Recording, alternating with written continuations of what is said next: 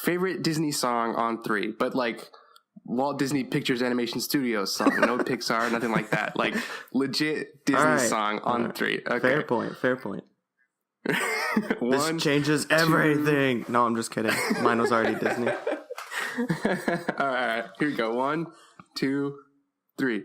You and me together. I can't even sing it. I'm listening to you. Wait, and trying what to is that? Together we'll be. Do you want me to keep singing what it? that is. Okay, well, what was yours? I didn't even hear what you said. I was so hard to focus on what you were singing while I'm singing. I never want to do that again. Yeah, Please. It wasn't a great idea, but we did it. Mine was Riff Raff, Aladdin. Oh, Riff Raff. That's your It's a great favorite song. Disney song? I love that one. Interesting. What was yours? Mine was a Good Company from Oliver and Company. Oh, good for you. I really like that song. It's so short and sweet, but I just love it. Good. I like that. I like our choices. Welcome, everybody, to the podcast. This is Afterthoughts, a podcast where we talk about our first and second impressions of movies along with a related topic. I'm getting so much better at saying that slew of words. And it'll only get better as we keep going. I mean, we've done like 17 of these, and I've messed up at some point in that phrase, like every time. At that one, I think I got just right. Man, well, I kind of hope you keep messing up. It's just like a staple, you know? There's always next week. This week we are talking Zootopia to honor the newest Disney movie coming out this week. Don't even try and say it. You know what it is. If you've seen commercials, it's got The Rock in it. Dwayne The Rock Johnson. One thing that I've started to do for all these Disney movies is I only ever want to see a teaser trailer, and I only ever want to see it once. I will avoid the trailers at all costs. So I'm not sure if they say the title of this movie in the trailers correctly for us to know. I feel like they might, but I just haven't. I've only seen the trailer because I don't want to ruin the movie. Right. So there probably is a right way to say it. Yeah, probably the way it's pronounced, but whatever, you know. How do you pronounce it? I don't know. All right. Well, Zootopia came out in March, and I've seen it twice. You've seen it more than that. Yeah, it has to have been at least 4 or 5 times. Wow. I know. You just love it. You just can't stop watching it. I mean, I do really enjoy it, but I also just have a lot of people around me. Alex likes it a lot. My brother, Zach, likes it a lot. It's just very good. It's just a movie that everyone loves. So it's like, let's watch Zootopia. Mm-hmm, mm-hmm, mm-hmm. You know, when I first heard them announce Zootopia, like years ago, I wasn't super excited about it because, I don't know, like talking animals, I feel like it's not a super fun, exciting idea for the world of animation. But then as soon as those trailers started to come in, and you could tell it was going to be like really smart and clever, I was like, oh, okay, this is going to be cool. And I was satisfied when we saw the movie, finally. You kind of sounded like the guy from Elf, who's like, I don't remember if they exactly say talking animals, but they're like, oh no, right now what's in talking vegetables. Talking animals are out, but we need talking vegetables. And he's on a farm. It's a tomato. I don't remember. I haven't seen it in a long time, but that's what it reminded me of. I can see that. Yeah, when I first saw the trailer, when I first saw the like animal trailer where it's just the fox and you see all the animals in the background, it's like in Zootopia, blah blah blah, and it says all this stuff. I wasn't super excited, but once I saw that sloth trailer, I was like, I'm in. I'm gonna see this, even if it's just for that scene. That's the cleverest thing I've ever seen. Yeah. That still great. Might be the funniest scene in the movie. It's so good, and I'm delighted by the fact that that Kristen Bell is a sloth in that scene because of how much she loves sloths in real life. All right, I know, that's awesome. So good. Okay, so first impressions. What did you think the first time you saw it? I mean, I really loved it. I liked it a lot. I also, there was just something about the aesthetic of it. First of all, that scene where she's like traveling through Zootopia on the train, I think was an awesome opening just to the whole movie and the feel of the movie, and just how there's all these different settings, which obviously makes sense because there's a lot of different animals. But I just thought that was so cool, and I was pretty much entranced from that moment on. And then just not only was it aesthetically pleasing, but the whole movie, the story, everything melded really well. I mean, it's obviously not perfect. No movie's perfect, has its flaws, but I really enjoyed this movie. I did too. It's really fun. It's very like I think what you were saying, like the aesthetic is very fun. You know, it's like lots of nice colors and everything is really well animated. I think Pixar is the bar for computer animation, but I think Disney is right up behind them, more so than any other studios out there. And I think this one is animated so well, and it looks really nice, and the movie's very funny. It's just like I had a smile on my face for the majority of the movie, if not the whole movie. It's really, really fun. And during my first viewing, I just loved how clever it was. How they took kind of what we were saying before, what we kind of expected, what I expected from the sloth trailer, really, I kind of saw throughout the whole movie, just how they took the classic animals being anthropomorphic, but in new, clever ways that were interesting, and just taking their defining features and using them in clever ways. I really enjoyed that about the movie. And then the story overall, it was really well done. And the twist was nice. Everything in this movie, it really held up. It's really hard to find. Well, not hard to find, but the flaws really are overshadowed by how good this movie is. Okay, so when I remember during my first viewing, I really didn't know anything about the plot.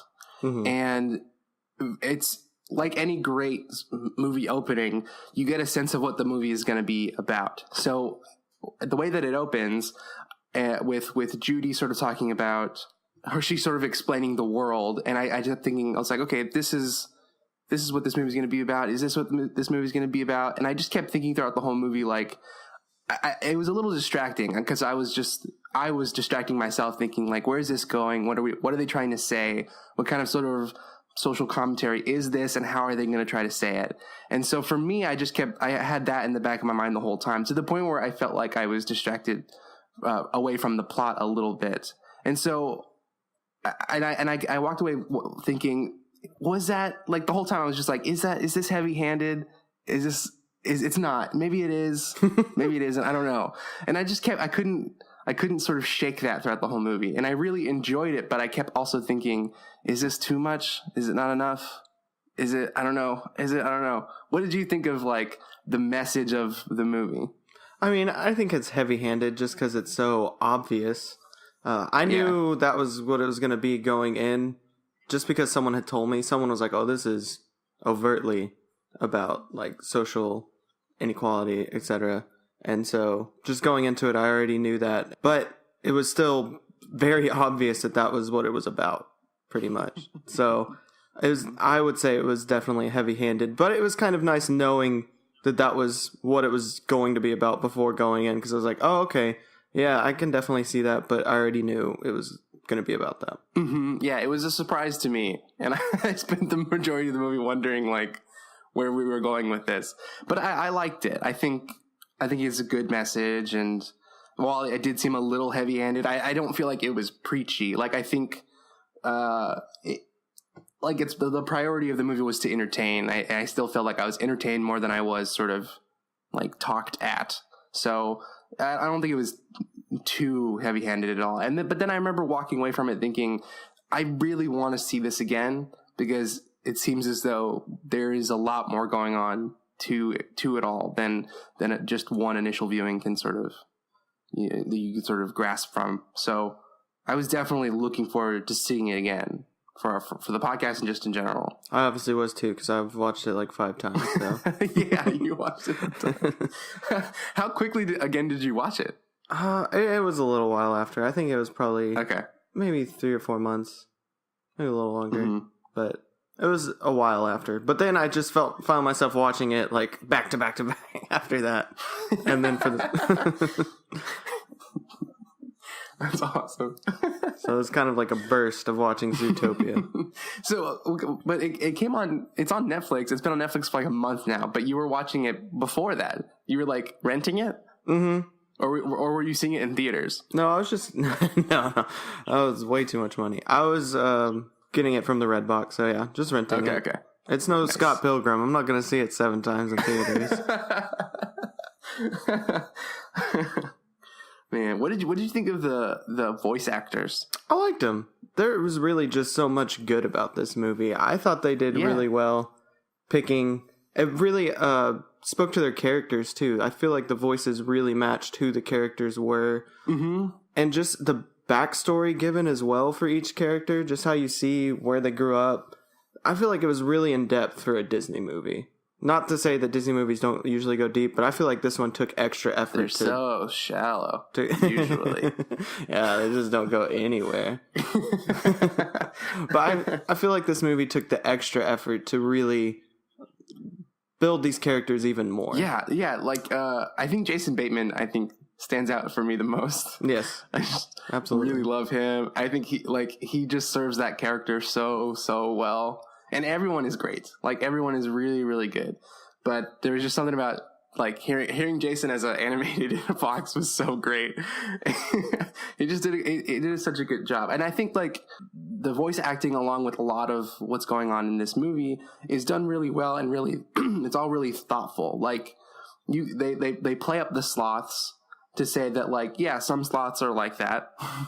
The movie's all about, like, stereotypes, but I feel like they play them all really well and really thoughtfully. Like, some might be true for some animals, but it's not true for all animals. And so there are aspects, I think, in these performances where it's like, yeah, this person's playing a bunny, so they're going to play it a little bit like a bunny, but they're also going to play it individually, like their own unique person.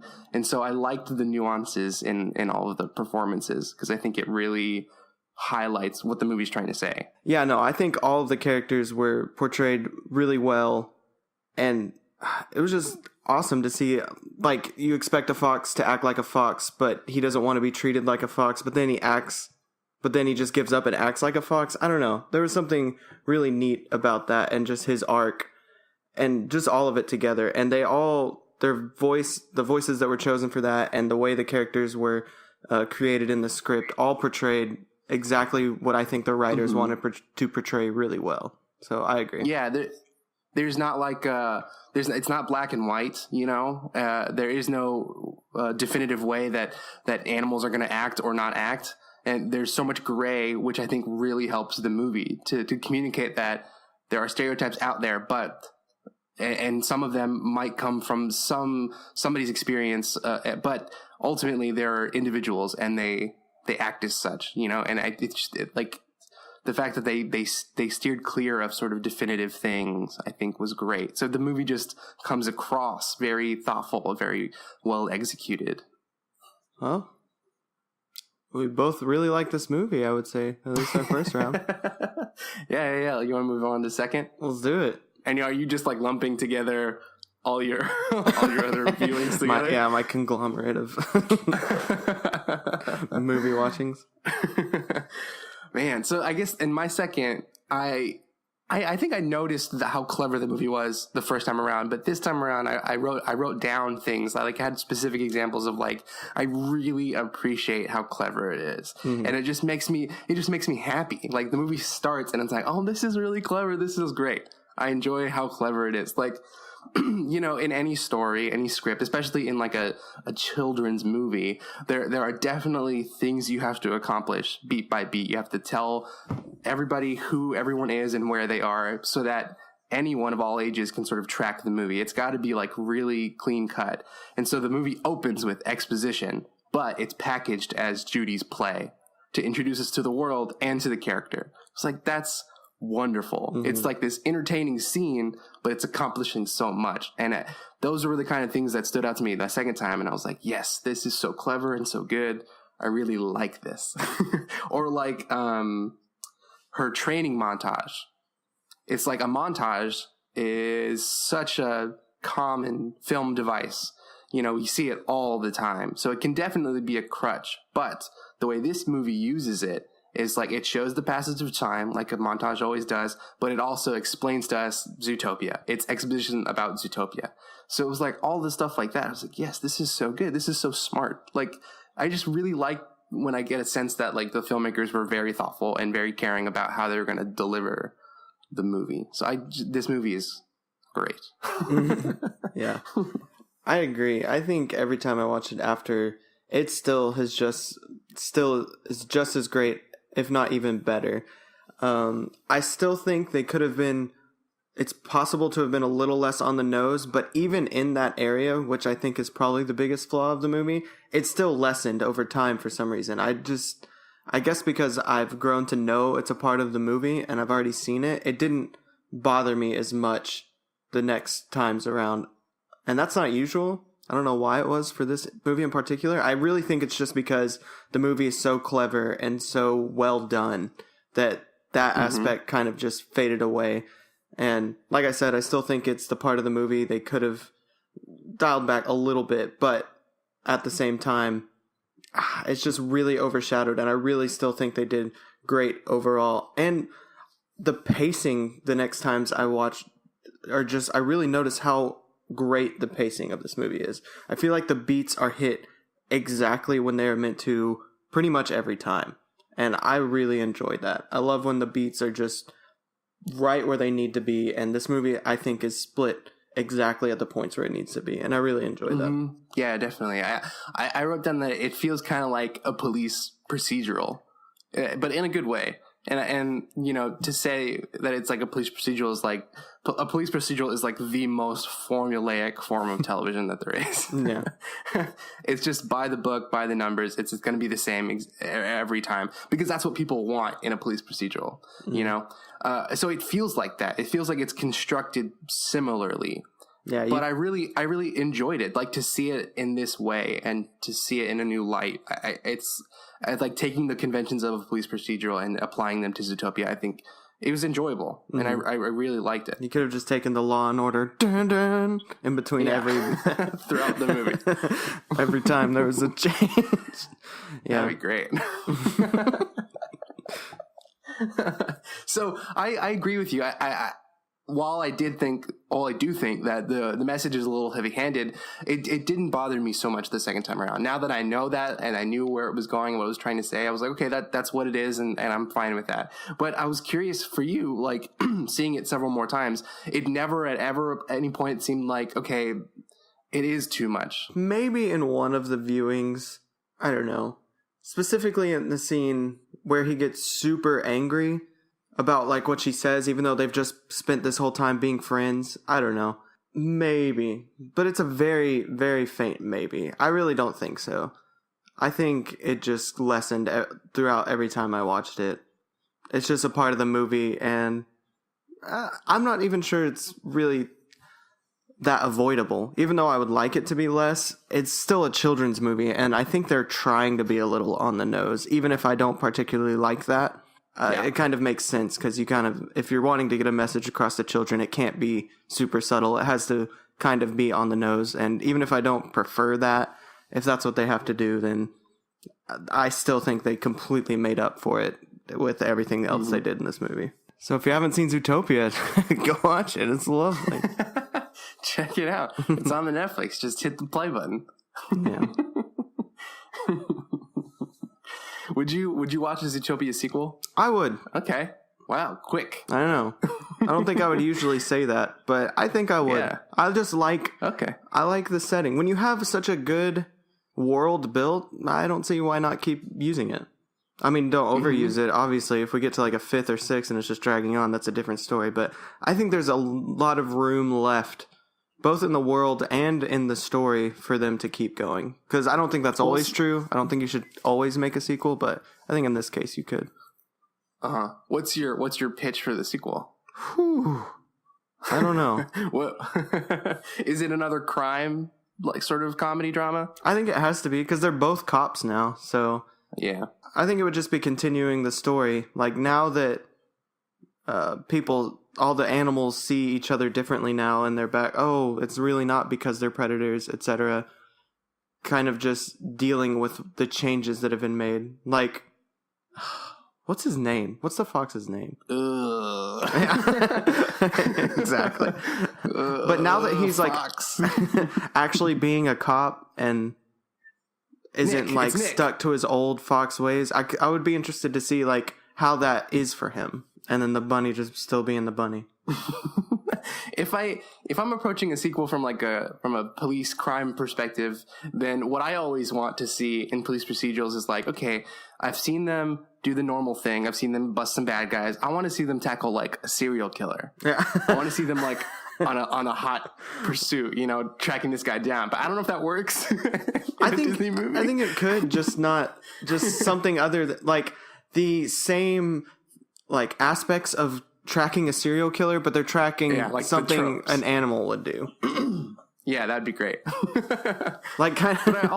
There's also parts of the Zootopia city that I want to see though that doesn't necessarily have to do with like the crime of it all. Like I would love to see another city, right? Zootopia can't be the only city. Yeah. So it would be nice to see sort of like the different dynamics between different cities, But I don't know.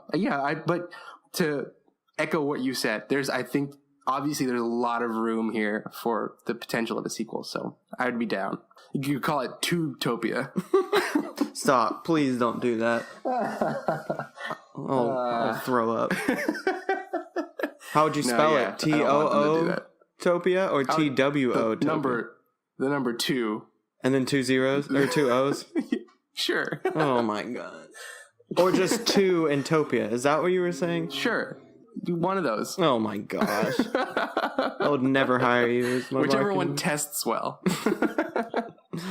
Oh my gosh. Oh man. Yeah, I mean, I was trying to think of flaws for this movie, but it was really difficult. I think someone had to have gone through this script and just looked for holes, because I think it's difficult to find holes in this movie. Yeah, I agree. I think the first time I watched the movie, I was looking for flaws, because as soon as it sort of opens up and I'm like, oh, this is what this is going to be about. Well, it's a slippery slope, Disney, so I'm going to keep an eye on you. And then the second time I just wanted to enjoy it, and I thoroughly did. So I think it's great. It's wonderful.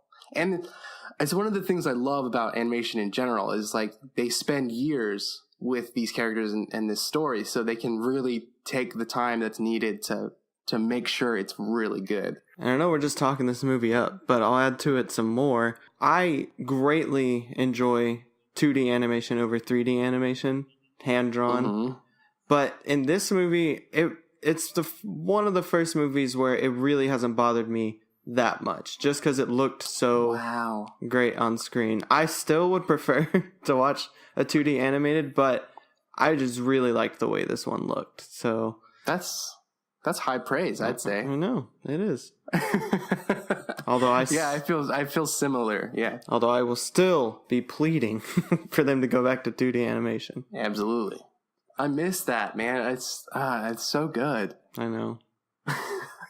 Okay, so on that note, should we topic time? Topic time. Today's topic, this week's topic, is the Disney revival era, which is what Wikipedia calls all of the Disney movies from 2009 to present. So that starts with Princess and the Frog, and that ends with Zootopia or Moana. Moana? Oh, yeah, whatever you want to call it. Oh man, because so for me, I grew up in the 90s, and so my Disney movies are like Little Mermaid all the way up through Tarzan, all those great musicals. And then, I would go back as a kid and watch the classic Disney movies, but those were the Aladdin and stuff. Those were the ones that built the foundation of my childhood. Right. And then, you sort of grow up and go to high school and you're not watching too many Disney movies or for whatever reason. But Princess and the Frog and since has been so fun to like or to be excited about Disney movies again. That's how I felt about this sort of revival. Mm-hmm. I don't know if you had a similar experience. I think it's really tough Because the more and more I think about it, I feel like I really like those old ones almost simply for nostalgia. Not to say they aren't amazing and awesome, but if I'm looking at the kind of movies I like, Wreck-It Ralph and Big Hero 6, and obviously we just talked about how much I love Zootopia, but specifically the subject matter of Big Hero 6 and Wreck-It Ralph, like video games, superheroes, these are the things I love. But for some reason, I'm so drawn to those old ones, and I really can't tell if it's because they're so good or if it's just the nostalgic value of, like, I watched Beauty and the Beast, which is my favorite Disney movie, about 1,000 times as a kid. So I think it's because of the music. That is my theory. It might be. I love that they were musicals for such a long time, and I think the movies that they're making now are phenomenal. Really, really good stuff. But they're just not too many. Aside from, like, Princess and the Frog, Tangled, and Frozen, which are like the princess ones. Yeah. You know, it's like if it's not a princess story, then it's not going to be a musical almost. So I don't know. The music was so good. It was such an awesome part of all those early animated movies, to the point where like people didn't necessarily take those movies seriously, or as seriously as they should have, aside from like Beauty and the Beast getting a Best Picture nomination. But no matter what, the music was always like well praised and always award winning because the music was so good. So that's an element that I do miss. It's present, but it's not as prominent as it used to be in these new Disney movies. Although Moana is a musical, so hopefully it's awesome. Hopefully. See, I was never the biggest fan of the music parts of the movies. So. Oh, come on. Beauty and the Beast is the musical. I do love the music in Beauty and the Beast. I'll give it that. But I like the big songs in each of the movies, and I like pretty much every song in Beauty and the Beast. There may be one or two I don't. But generally, I was like, okay, let's get back to what's going on. We don't have to sing about it. Come on, let's do some stuff. Oh, man. I know. That is such a different reaction than mine. But now I go back and make Disney playlists. So, how the turntables. Man. Okay, so what if aside from Princess and the Frog, all the movies are 3D animated? What if they weren't? What if they were 2D animated? Would you still sort of feel a tug towards the ones we grew up with over these? I don't know. Until they make some 2D animated ones, the world may never know. Oh, man. I was so bummed that, like, apparently Princess and the Frog didn't perform as well as it should have, or they wanted it to, I should say. So that was sort of the end of 2D animation. But that movie was so good. And I just think they should try it again. It's not like, you might lose some money, but what is that to you, Disney? Yeah, Disney. Just go for it. Just give us our 2D animation back, Disney. I think it would be great. Or like, do you remember the Pixar short Day and Night? It was the incorporation of 2D and 3D. Which one was that? It was like those two characters. One is day, one is night, and they're 2D animated. Oh yeah. But you can see into their bodies, and it's the real world. And it's 3D animated. Yeah. Like the combination of the two, awesome. And I would love it if it's somewhere down the road Disney makes like a movie that with a theme of like paying homage or looking back to the past, honoring our past, and there were elements of a 3D animated movie that were 2D. I think that would be really cool. There's lots of ways that you can just give us what we want. Give them what they want. I want to know if like kids prefer 3D over 2D. Like if they truly do. Someone do a scientific study. I want to know. Study their brains. Analyze them. I'll pay for that research. I guess I genuinely don't know. It seems as though the money speaks in a sense because Disney is only making 3D movies now. I guess every animation studio is only making 3D, and they probably wouldn't if they thought there was a demand for 2D, like a demand that was sort of worth the money. Oh, I'm sure it's more cost effective, and then kids are still going to go see movies, so I think that's probably the real driving factor. What a bummer. So, okay, I'm going to rattle off these movies. Do it. Well, it's Princess and the Frog, Tangled, Winnie the Pooh, which also was 2D, right? Yes. Wreck-It Ralph, Frozen, Big Hero 6, Zootopia.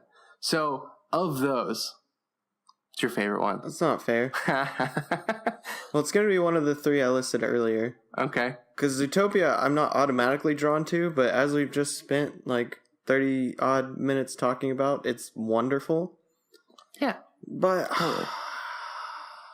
Wreck-It Ralph and Big Hero 6 just speak to my soul, you know? You make a movie about video games, and I'm on board pretty much immediately. Yeah, that's a sequel that I want for sure. Mm-hmm. Give me a Wreck-It Ralph too. For real. They spent too much time in that one video game. Let me see more games. It might be Wreck-It Ralph, though. Okay. It's so tough, though. I really like Big Hero 6. Mm-hmm. It's too tough for me. What's your answer? I'll just go off yours. I'll piggyback off yours. Oh, mine's probably Tangled. Yeah, sorry. Tangled. I also really love Princess and the Frog, but Tangled is wonderful. I really, really like that one. And then Wreck-It is so close. Big Hero 6 is right after that one. I know it's not Frozen. Wow. I can tell you that. No, I agree. It's definitely not Frozen. Frozen's good. It's not bad. Frozen's a poor man's Tangled. I'll say it. I don't care. The thing about Frozen, and it's the only thing about Frozen that I don't like. To me, it always has felt like all of the lyrics to Frozen were the first drafts, like placeholders that didn't get replaced. Wow. So that's it. I hope you just made some composer cry. Sure. That's probably his 10th draft. You can take it up with me on my Twitter. That's fine. But that's how I feel about Frozen. Sorry. But Tangled is so good. I love Tangled. Why do you love Tangled so much over all those other ones? Because I dressed up as Flynn Rider for Halloween that one time. I know that. That doesn't count. And it was awesome. It's so funny and fun, and I really like the characters, you know, to nitpick about like the movies that we grew up with, a lot of those characters weren't as three-dimensional as we would sort of expect them to be now. But the characters in Tangled, I think, are really well-rounded, and they have clear perspectives and motivations, and they're not super questionable like they used to be. Now they're great, you know, and so a character-driven, fun fairy tale adventure. It was like, yes, I really like this. And I was super bitter about it being in 3D because of Princess and the Frog. So I went into Tangled sort of like, oh, I'm going to watch this 3D movie. But then I loved it. It was like awesome. It made me like it. It was your low expectations, wasn't it? Because most of the features you described are in all of those other movies too. So, or was it the music? What if it was the music? It also could be the music. I really love the music in it. Out of those ones you listed, I think that's one of the three that has music. Mm-hmm. And you hate Frozen. It's got it all, man. It's got everything that I want out of a Disney movie. Fair enough. No, I have no idea which one I would like. It would be out of those three I listed. For now, I'll say Wreck-It Ralph, but I allow myself to change if I like.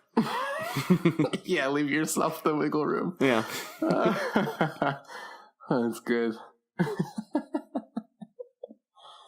Oh, man. Okay, let's look at so there is a Wreck-It Ralph 2 coming out. I was going to say let's look at maybe what's coming up, but Wreck-It Ralph is scheduled for 2018. That's awesome. That is awesome. Yes, that's great. I'll write them a letter and say, put in some music for Joshua Kazemi, because put in some music and give us like Mario, you know? And also make it 2D. Make it 2D. Put in Mario and Luigi. Put in music. I don't think they could get Mario. Come on, I want them to. They should figure that out. Then we'll have to write a lot of letters. We got to write one to Nintendo as well. And then I think also, while they're talking to Nintendo, throw in like Pokemon Go, right? Yeah, because we all love Pokemon Go. Come on. That fad was over 3 weeks after it started. I'm still playing. How dare you? I know. I'm almost level 20. I can't wait to get Ultra Balls, okay? Oh my goodness. Well, I think we've devolved enough. Sure. Until we hit Pokemon Go, I'm going to call it. Okay, all right. Thank you for listening, everybody. And next week, we are going to be talking about Ferris Bueller's Day Off, which is on Netflix, so check it out. That's going to be a fun one for sure. Yeah. And then in the description, you can find a lot of great stuff. You can find all of our mini episodes that are YouTube exclusive. Last week, we talked about Harry Potter, so you can check that out. And if you want to support the podcast, the best thing to do is to give us a review on iTunes. That's a great way for us to sort of bump up in the rankings of iTunes and get seen by a lot more people, so we can expand our audience. That'd be great. And what's your favorite Disney movie? Maybe. Yeah. What's your favorite Disney movie? What's your favorite Disney time period? / do you like 2D more than 3D or vice versa? Do you hate Disney? Let us know. Fill out our little afterthoughts survey and tweet at us. Our Twitter handles are in the description, along with a lot of other great stuff that you can check out. All right. I think that's it. I think that's the show. That's a wrap. All right. We will see y'all next week for Ferris Bueller's Day Off. Good night. Good night.